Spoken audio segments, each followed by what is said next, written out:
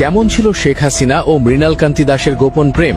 কিভাবে শেখ হাসিনার জীবনে মৃণাল কান্তি দাসের আগমন ঘটেছিল? দেশের একসময়ের প্রতাপশালী নেত্রী শেখ হাসিনার ব্যক্তিগত জীবন, বিশেষ করে তার দাম্পত্য ও গোপন প্রণয়ের গল্পগুলো বরাবরই রাজনীতির আড়ালে ঢাকা পড়েছিল। অতীতে দীর্ঘ নির্বাসন কাটিয়ে 1981 সালের 17ই মে যখন তিনি বাংলাদেশে ফিরে আসেন, তখন তার জীবনে শুরু হয় এক নতুন অধ্যায়। কিন্তু সেই অধ্যায়ে স্বামী ডক্টর ওয়াজেদ মিয়ার জায়গা ঠিক কোথায় ছিল তা নিয়ে রয়েছে প্রশ্ন।